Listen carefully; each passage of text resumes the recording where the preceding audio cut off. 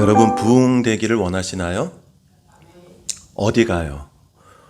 교회가 부흥되기를 원하시나요? 여러분들 개인이 부흥되기를 원하시나요? 가정이 부흥되기를 원하시나요?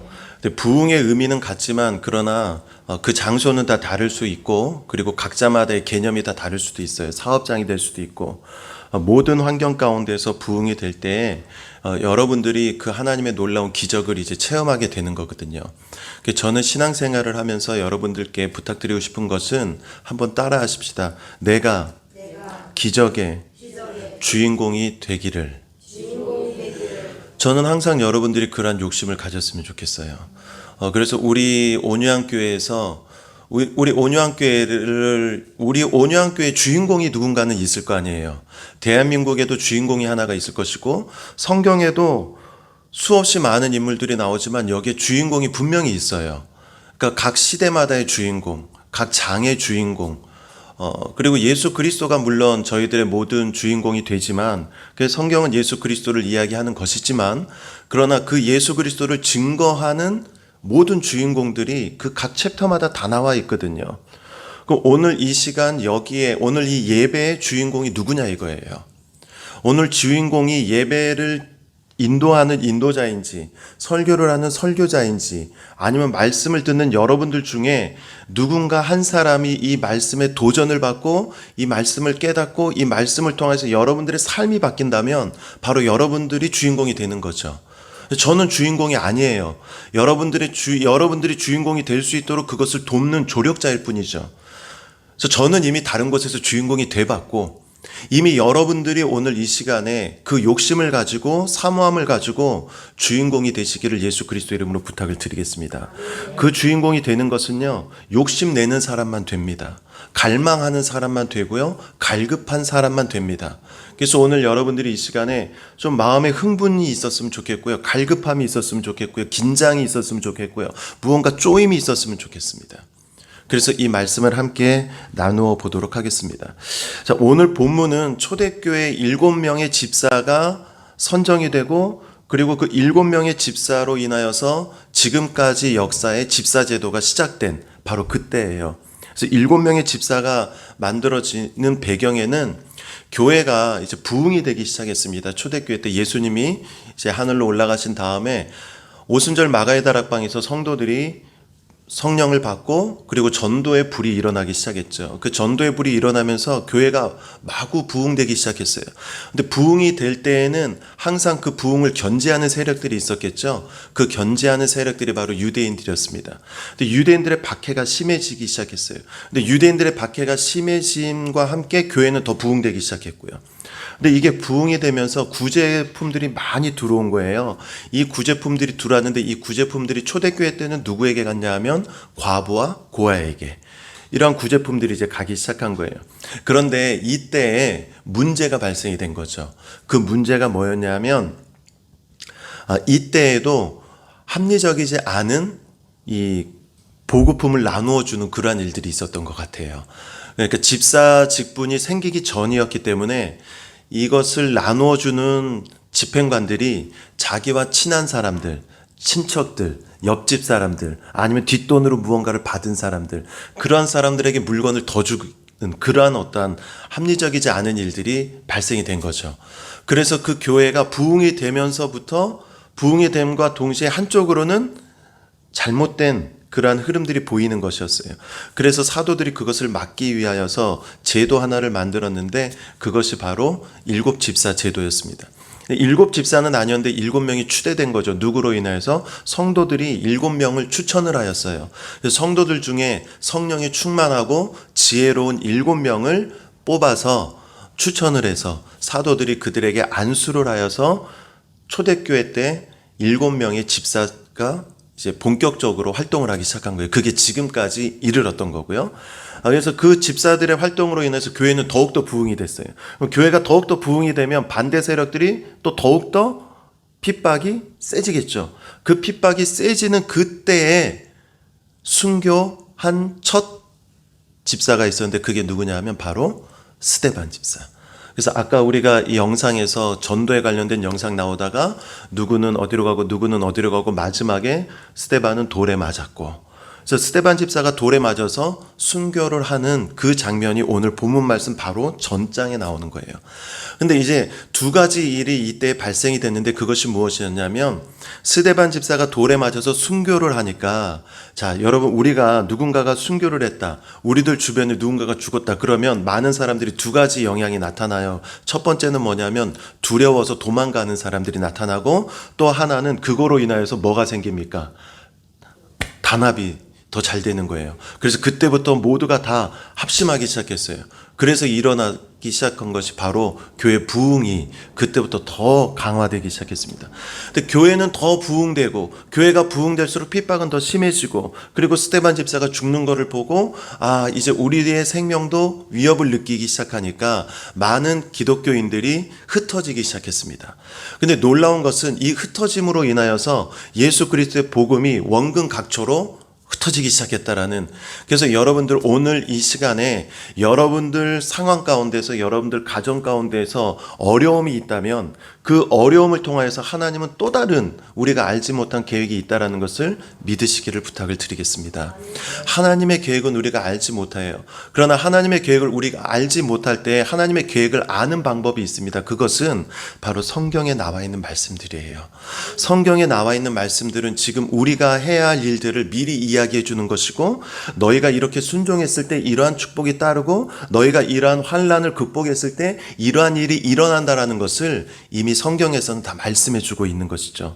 그래서 우리는 성경을 믿는 믿음을 가지고 그대로 행하면 우리에게도 성경에서 나와 있는 그러한 놀라운 기적들이 저와 여러분들 가운데도 우리 온유한 교회 가운데에서도 나타나게 될 줄로 믿습니다. 자, 바로 그러한 상황 가운데에서 성령님이 오늘 주인공이 누구입니까? 오늘 주인공은 누구예요? 성경의 주인공. 오늘 우리가 읽은 이 성경의 주인공은 누구일까요? 여러분들이 이제 성경을 보실 때 우리 담임 목사님의 특징이 뭡니까? 우리 담임 목사님의 특징, 여러분들의 담임 목사님의 특징. 방송국에서 일하신 분이잖아요. PD잖아요.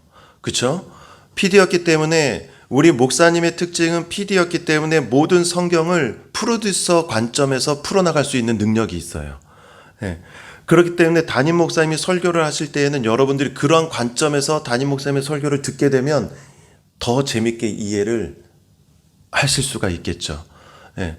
물론 저도 이제 그런 쪽으로 문화 콘텐츠의 일을 했었기 때문에 이야기를 풀어나갈 때 또 그쪽으로 풀어나가는 경향이 있고, 그러니까 그 담임 목사님의 생각을 여러분들이 알고 있으면 훨씬 빠르게 은혜를 받을 수 있다라는 것이죠. 그래서 오늘 이 성경 본문 말씀의 주인공은 따라합니다. 빌립. 우리가 알고 있는 빌립이 두 명인데 한 명은 예수 그리스도의 12명의 제자 중에 한 사람이고 오늘 빌립은 그 제자가 아니라 초대교회 7명의 집사 중 한 명인 빌립이에요. 그 빌립 집사죠, 이 사람은. 그래서 우리들은 이 빌립을 전도자 빌립, 집사 빌립, 평신도 빌립 이렇게 부르는 거예요. 오늘 여러분들에게 제가 이 말씀을 증거할 때에는 여러분들이 빌립이 돼야 돼요. 할렐루야. 지금 이 시간에 여러분들이 빌립으로 이 빙이라는 단어를 여기서 써도 되나? 여러분들이 빌립이 되는 거예요. 아무튼 아시겠죠? 그래서 여러분들이 빌립이 되어서 이 성경 안으로 들어가 보는 거예요. 근데 빌립이 기도를 하는데 성령님이 나타나셨어요. 그래서 성령님이 오늘 본문 말씀대로 어디로 가라? 네가 예루살렘을 떠나서 가사로 내려가라. 그렇게 이야기를 해요. 그래서 빌립이 그 이야기를 듣고 그대로 순종을 해서 내려갑니다. 근데 오늘 성경 본문 말씀 26절에는 성령님이 빌립에게 가사로 내려가라고 명하시고 빌립이 떠나고 27절부터 이제 내시를 만나게 되는 장면이 나와요. 성경에는 이 한 구절로 되어 있는 이 장면이 엄청나게 긴 시간이었어요. 뭐 엄청나게 긴 시간은 아닌데 최소한 한 2박 3일 정도의 시간은 바로 26절과 27절 사이에 그 기간이 있는 거예요. 그래서 주의 사라가 빌립에게 성령님이 빌립에게 말해서 남쪽으로 가사까지 내려가라는데 예루살렘에서 가사까지 한 70여 킬로, 74킬로 정도 됐다고 그래요. 거리가. 그럼 지금 차로 가는 것이 아니고 만약에 여기 앉아 계신 여러분들에게 담임 목사님이 성령의 감동을 받았다고 여러분들에게 뭐 대전까지 가십시오. 대전에 가서 누구를 전도해 오십시오. 뭐 이 이야기도 안 하고 목적도 없어요. 가라고 하는 이유도 없어요. 그냥 우리 권사님에게 오늘 권사님 대전까지 좀 가세요. 이렇게 말하면 여러분들 뭐라고 이야기하실까요? 알겠습니다 하고 그 자리에서 가시는 분이 있을까요? 다행히 수서역에서 SRT라도 끊어주면 땡큐인데 걸어가세요 그러면. 목사님 욕하죠. 당연히 욕할 거예요. 그리고 못 간다고 하겠죠. 그 당시에 예루살렘에서 가사까지의 70km는 광야길이었어요.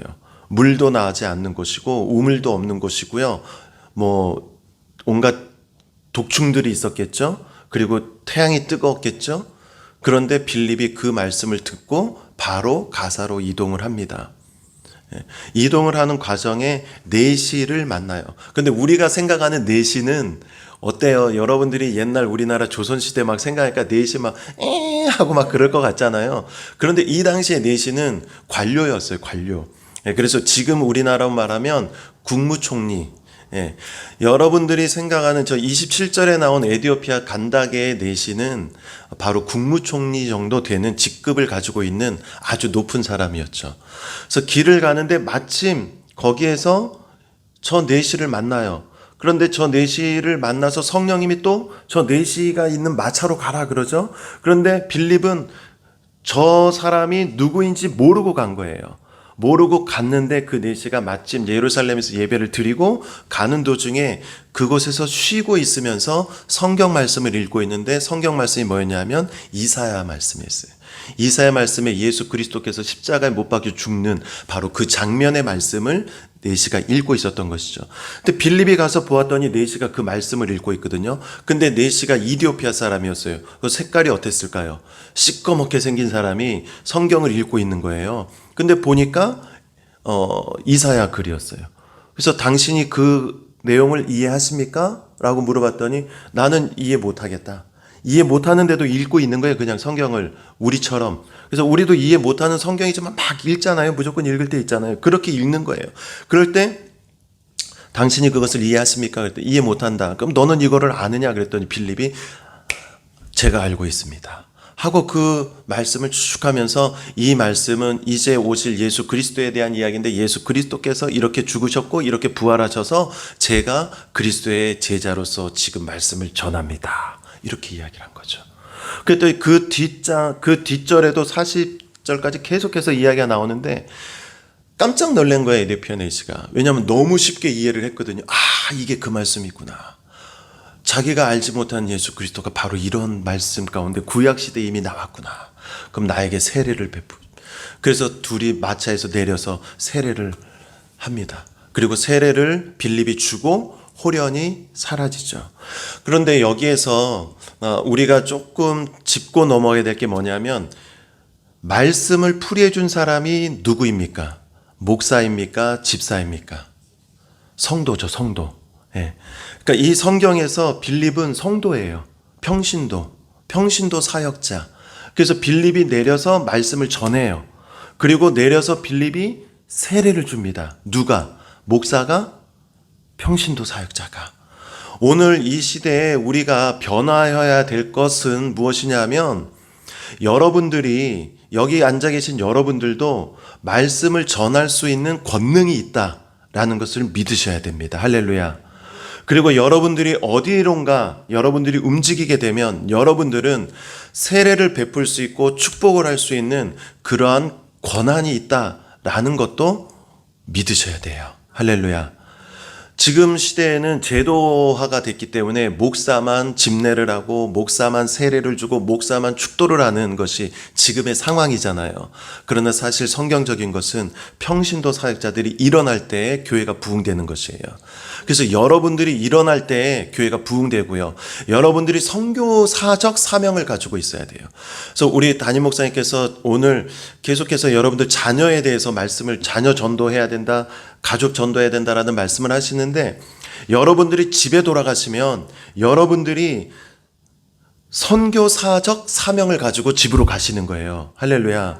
그러면 집에 가면 누구에게, 여러분들 자녀에게, 여러분들 남편에게, 여러분들 가족에게 여러분들이 축복 기도를 하는 거예요. 계속.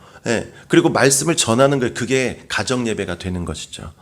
그래서 빌립이 에디오피아 내시에게 세례를 베풀고 말씀을 증거한 것처럼 여러분들이 오늘 이 자리 성전에 나오지 않는 이들을 위해서 여러분들이 가서 그들에게 기도하고 축복하고 말씀 전하고 세례하고, 그 세례는 허가 나지 않은 세례예요. 예. 허가 나지 않은 세례. 왜? 아직까지는 제도권 안에서 세례를 줘야 되기 때문에 여러분들은 임시로 그들에게 기도를 해주시고 교회에서 이제 제도권적인 세례를 이제 담임 목사님에게 받으시면 되는데, 그런 식의 여러분들의 사명감을 여러분들이 이동하는 곳, 움직이는 곳에서 증거하면 된다. 그런데 놀라운 것은요, 하나님은 성격이요, 제가 여기서 하나님의 성격을 또 봤잖아요. 하나님의 성격이 아주 쿨하신 거예요. 네. 오늘 성경 말씀 다 찾으셨나요? 여기에는 없어요. 여기에는 없어서 성경 말씀을 한번 다 찾으셔서 몇 장을 보시냐 하면 38절 39절 우리 함께 읽어볼까요? 38절 39절 시작. 이에 명하여 수레를 멈추고 빌립과 내시가 둘 다 물에 내려가 빌립이 세례를 베풀고 둘이 물에서 올라올새 주의 용이 빌립을 이끌어 간지라. 내시는 기쁘게 길을 가므로 그를 다시 못하니라. 여러분, 이 말씀에 뭐라고 되어 있습니까? 둘이서 물에서 세례를 준 다음에 빌립이 세례를 줬고 이제 내시는 물속에 들어갔다가, 이때는 침례예요. 네, 우리 온유한교회는 어떻게 세례가 이루어지는지 모르겠지만 장로교는 약식이고 침례교와 오순절 교단, 순복음교회는 물속에 완전히 잠기는 침례를 하죠. 근데 여기에서는 침례를 한 거예요. 근데 침례를 빌립이 하고 사라진 거예요. 내시가 물속에 들어갔다 나와가지고 정신을 차려보니까 빌립이 없어졌어요. 네. 지금 같으면 어때요? 우리가 세례 주고 그럼 우리가 축복한다고 안아주고 둘이 좋아하고 또 한번 울어주고, 그럼 빌립은 또 돈도 있겠다. 제가 맛있는 것 하나 대접해 드리겠습니다. 이렇게 갈 수 있잖아요. 근데 하나님이 쿨해가지고 거기서 그냥 say bye예요. 그래서 가버리는 거예요. 각자의 길로. 그런데 우리는 서운할 수 있잖아요 또. 그런데 성경에 보면 내시는 어떻게 갔어요? 기쁘게 갔어요. 기쁘게. 그런데 이게 그냥 우리 성경에는 내시는 기쁘게 길을 갔다 이렇게 돼 있는데, 영어 성경에 보면 he was rejoicing이라고 그래가지고 아주 기쁘게 환희에 찼다 그래요. 세례를 받고 환희에 차서 떠난 거예요. 그런데 놀라운 거는요, 성경에 예수 그리스도를 만난 사람들의 공통된 특징이에요. 이게 예수 그리스도를 만나면 아무런 일도 이루어지지 않아요. 단지 예수님을 만난 것 뿐인데 이 사람들이 환희에 찼어요. 모든 성경이 예수님을 만난 사람들이 그래요. 삭개오가 예수님을 만난 다음에 환희에 차서 자기의 재산을 반을 다 불우한 사람에게 나눠주기 시작합니다. 사마리아 우물가에서 예수님을 만난 그 사마리아 우물가의 여인이 사람들의 눈을 피해서 몰래 숨어서 사마리아 우물가에서 예수 그리스도를 만났잖아요. 그런데 예수님을 만나고 나서 그녀가 환희에 차서 다시 그 동네로 돌아가서 사람들에게 자기가 메시아를 만났다고 증거를 하기 시작해요. 가늠하다 걸린 그 여인이 예수님을 만나고 나서 환희에 차서 예수님의 제자가 됩니다. 예수님의 제자, 성경에는 12명이 있지만 예수 그리스도가 십자가에 못 박혀 죽으실 때 그 자리를 지킨 유일한 사람이 바로 그 여인이에요. 그러니까 예수님이 죽는 그 장소까지 끝까지 따라가고 예수님의 무덤까지 가서 예수님이 부활하신 것을 알게 된 여자가 바로 그 여인입니다. 예. 그러니까 얼마나 놀라운 일이 발생이 돼요. 오늘 여러분들이 이 시간에 예수 그리스도를 만나면 환희에 찰 수밖에 없다라는 거예요. 얼굴에 기쁨이 넘칠 수밖에 없다는 거예요. 그게 본질적인 예수 그리스도를 만난 사람들의 특징입니다. 예수 그리스도를 만난 사람들이 울 수는 있어요. 그러나 우울하지는 않습니다. 슬퍼할 수는 있어요. 그러나 좌절하지는 않습니다. 환경에 어려움을 처할 수는 있어요. 그러나 포기하지는 않습니다. 그것이 바로 예수 그리스도를 만난 사람들의 특징이었다라는 거예요. 오늘 저와 여러분들이 바로 그러한 예수 그리스도를 만난 기쁨 가운데 넘치게 되기를 예수 그리스도 이름으로 축원합니다. 아멘. 여러분들 교회가 부흥되기를 원하십니까? 우리는 할 수가 없어요. 그러나 하나님은 하실 줄로 믿습니다. 근데 교회는 할 수 있는 능력이 없어요. 그러나 하나님은 할 수 있습니다. 그렇기 때문에 우리가 무언가를 하나님의 방법을 하고 싶다면 내 안에 나의 방법을 다 버리지 않으면 하나님의 방법대로 할 수가 없어요. 여러분들 마음에 예수 그리스도가 채워지려면 내 안에 있는 나의 모습이 밖으로 빠져나가야 채워질 수 있어요. 여기에 물컵이 있는데 이 물컵에 물이 채워지려면 이 안에 있는 공기가 밖으로 빠져나가야지만 물이 채워지는 거예요. 이 안에 무언가가 가득 채워져 있는 상태에서 물이 들어올 수가 없겠죠.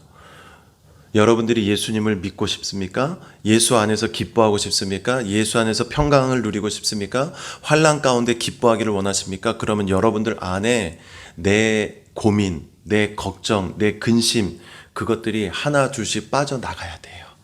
그래서 내 것이 작아지고 예수의 것이 들어올 수 있도록 만들어야 합니다.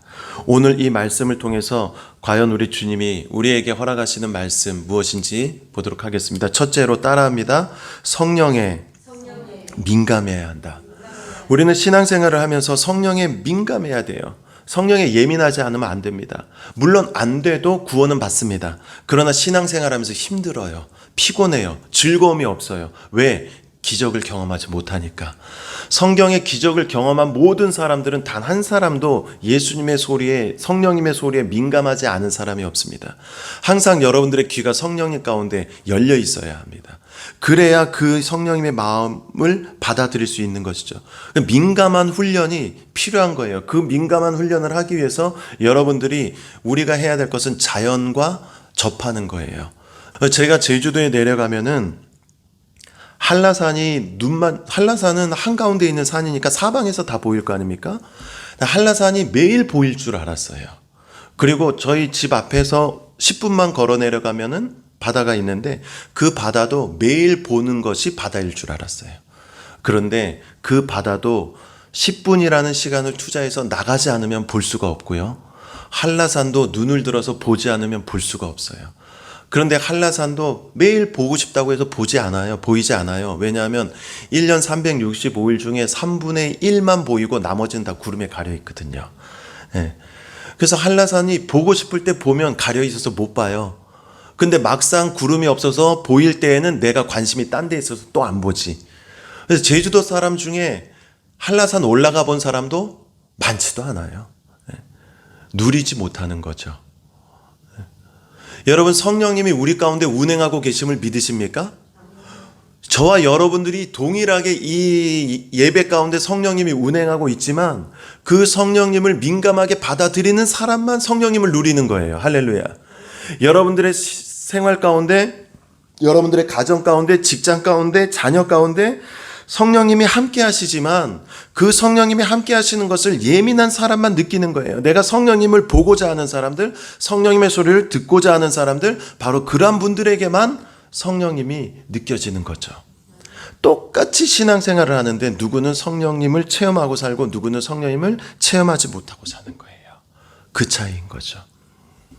성령님이 우리에게 목사님의 말씀을 통하여서 내 감동을 주시고 내 가슴을, 심장을 울리게 만들었는데 그 울림을 여러분들이 간직하고 있느냐 이거죠. 이게 지금 여러분들 예배 듣다가 또 아까 영상 보시다가 말씀 통해서 기도하시다가 문득 전도? 성령? 이런 생각이 들었을 때 여러분들 머릿속에 싹 스쳐가는 사람이 있을 거 아니에요.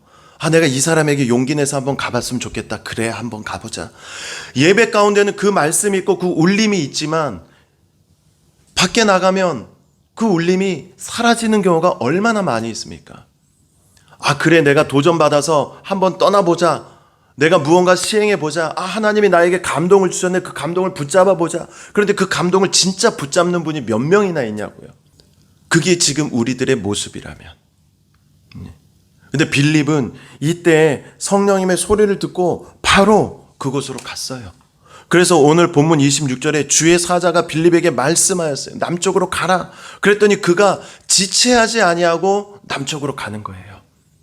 남쪽으로 갔기 때문에 그는 준비해둔 하나님의 예비된 자를 만나게 되었다라는 것이죠. 오늘 저와 여러분들이 빌립처럼 감동받았을 때 그 감동을 붙잡는 그런 믿음을 가지게 된다면 알지 못하는 놀라운 일이 준비되어 있는 줄로 믿습니다. 그런데 더 놀라운 거는 뭔지 아세요? 빌립이 내시에게 세례를 했는데 그게 무슨 일인지 자기도 몰랐어요. 그는 그곳에 갔어요. 왜 가라고 성경에 나와 있지 않아요. 그냥 남쪽으로 가라 해요. 빌립에게 저 마차로 가라 했을 때 왜 마차로 가야 되는지 성경에 나와 있지 않아요. 구체적으로 시키지 않았던 것이죠. 성령님이 말씀하실 때 명확하게 지명은 정해주고 가라고 하고 말씀은 하시는데 왜 가야 되는지는 말씀하지 않아요. 그게 비밀인 거예요. 그게 성경의 비밀이고 감동의 비밀이고 말씀의 비밀이에요. 믿음의 비밀이에요. 그래서 믿음은 보이지 않는 거예요. 믿음은 우리가 어떠한 일이 나오게 될지 모르는 상황에서 가는 것이 믿음이 되는 것이죠. 그렇게 했을 때 놀라운 하나님의 기적이 여러분들을 통하여서 이루어지는 줄로 믿습니다. 그래서 성령의 감동에 예민하십시오. 그 둘째는 따라합니다.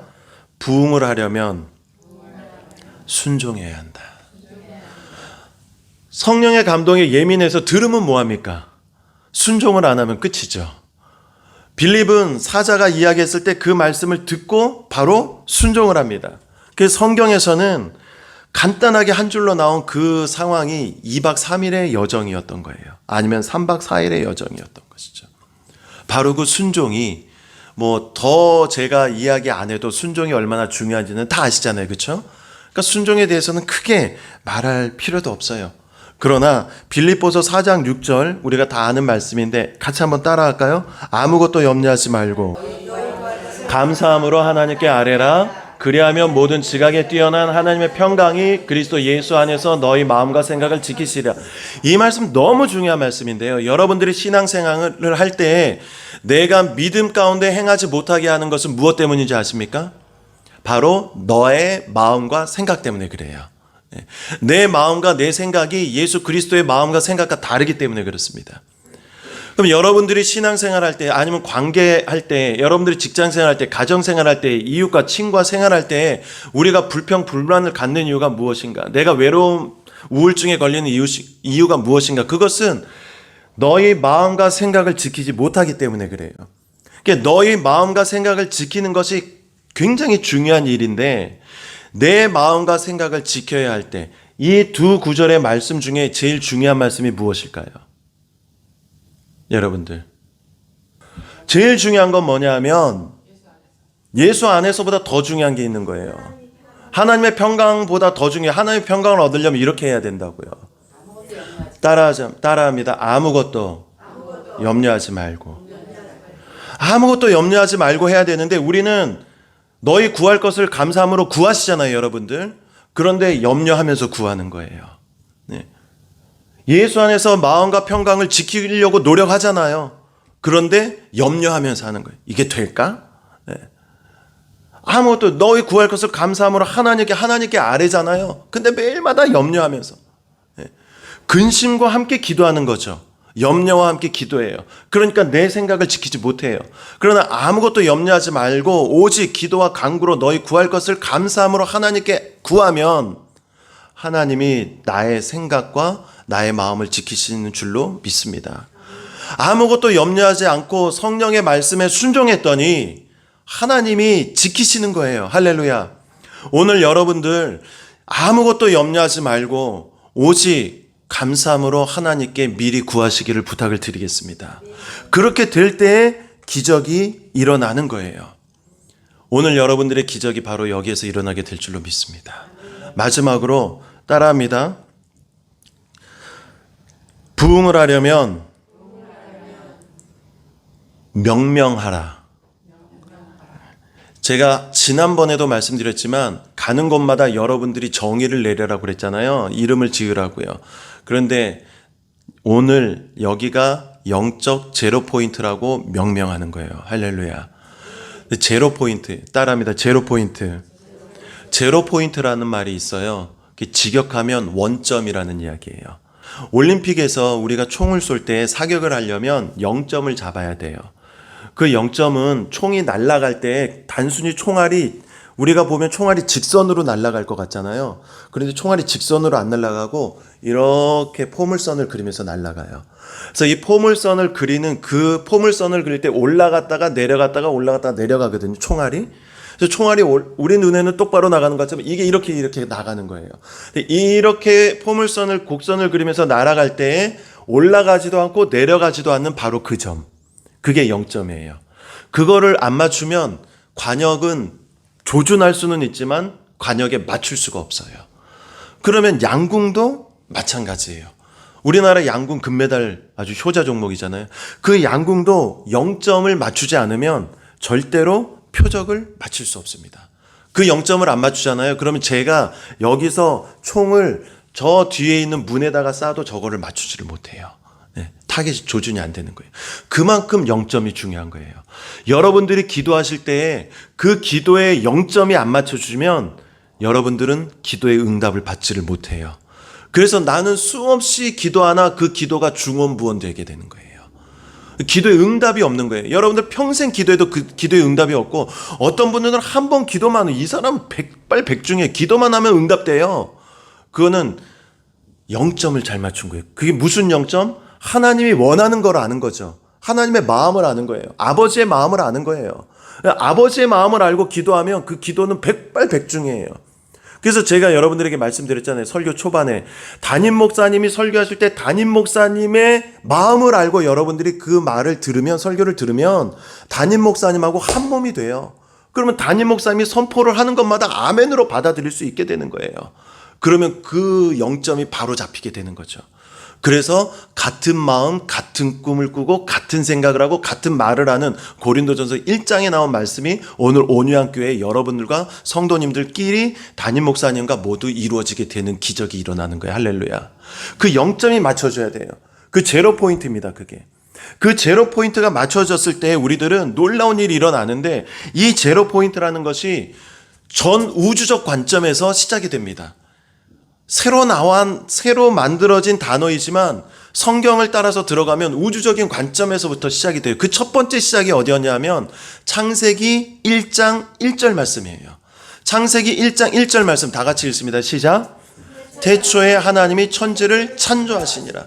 바로 이 천지를 창조하실 때 하나님이, 여러분들 이 말씀을 믿으십니까? 하나님이 천지 창조한 걸 믿으세요? 아멘? 왜 이렇게 아멘이 안 믿으세요?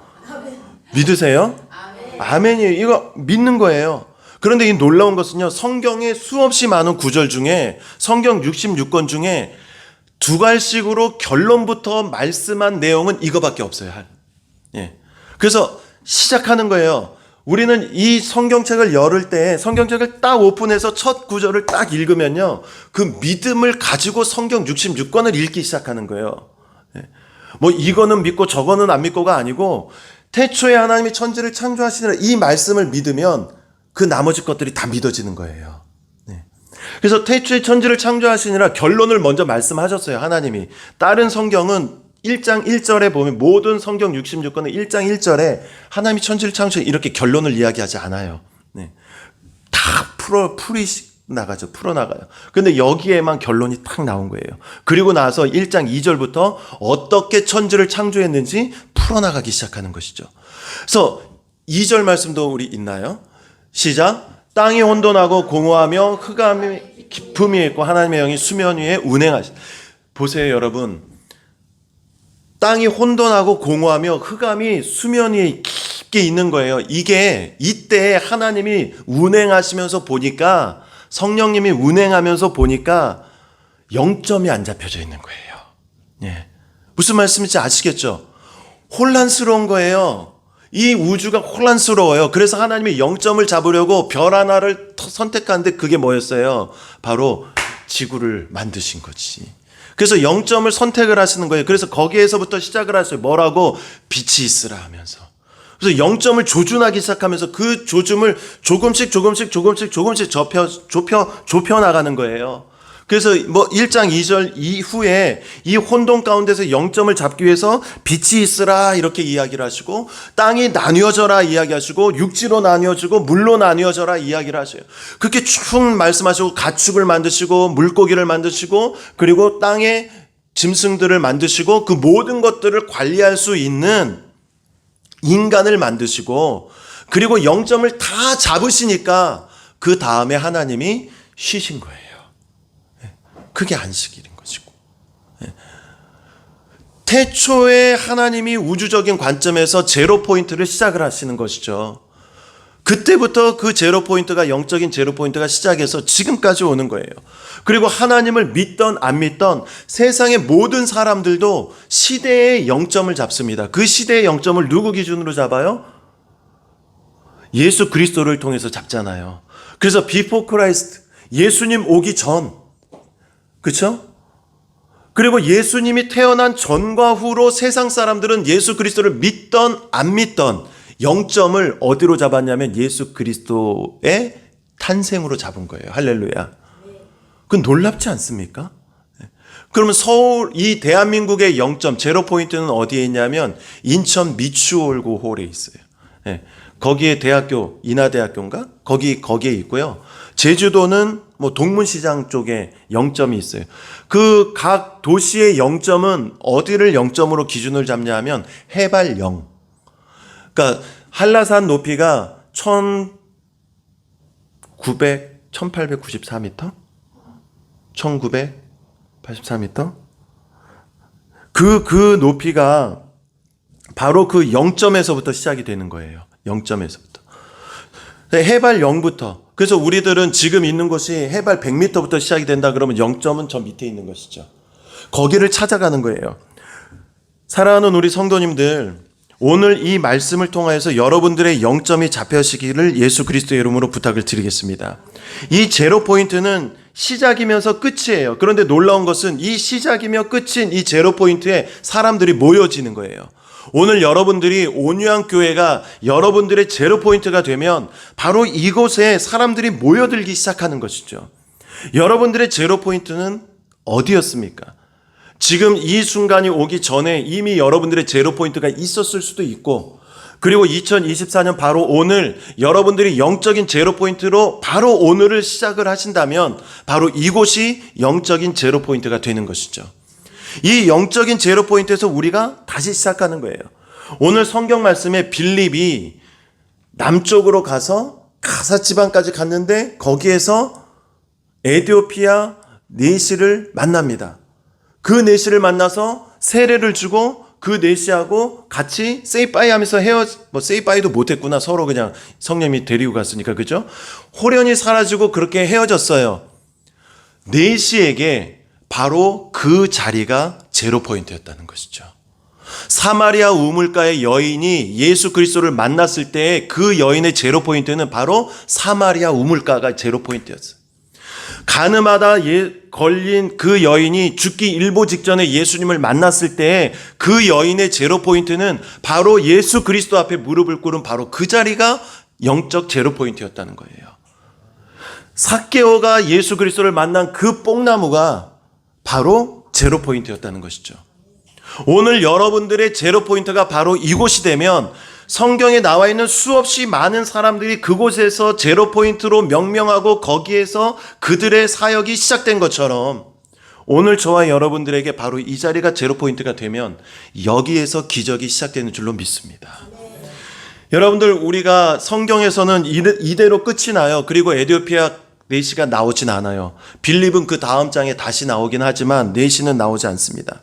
그런데 성경에서 끝난 이 이야기가 여기서 그대로 끝이 났을까요? 그렇지 않습니다. 전 세계에서 조지아라는 나라가 있어요. 터키 옆에 아주 작은 나라가 있는데 그 나라는 비공식적이고요. 에디오피아는 공식적으로, 에디오피아가 전 세계에서 공식적으로 300년대에 기독교를 국교로 만든 최초의 나라입니다. 할렐루야. 에디오피아가. 영국이 5세기에 기독교가 국교가 됐어요. 그런데 에디오피아가 3세기에 됐어요. 누구 때문에? 바로 에디오피아 내시 때문에. 에디오피아 내시가 본국으로 돌아가서 하나님의 말씀을 전하기 시작한 거예요. 빌립이 하나님의 말씀에 순종해서 에디오피아 내시를 만났고 순종하여서 그에게 말씀을 전하였더니 내시가 본국으로 돌아가서 하나님의 말씀을 증거하고 그 이후에 325년에 에디오피아가 기독교가 국교로 만들어지는 거예요. 그리고 지금까지 전 인구의 60%가 기독교인이에요. 많은 나라들이 캐톨릭화가 되었지만 변함없이 이게 하나님의 숨겨진 계획입니다. 왜 빌립이 그를 만났는지 우리는 알지 못해요. 빌립도 몰라요. 빌립이 내시에게 안수를 하고 떠난 후에 이 내시가 어떠한 일을 했는지 빌립도 모릅니다. 그리고 에디오피아가 국교가 기독교로 된 것도 빌립은 모릅니다. 그러나 한 거죠. 성령의 감동에 예민한 사람이 그 말씀에 순종하였더니 한 나라가 바뀌는 거예요. 그 기적이 일어나는 겁니다, 여러분. 아브라함이 하나님의 아들 이삭을 하나님에게 바치라고 했을 때 3일 동안 이삭을 데리고 가죠. 빌립도 3일 동안 갑니다.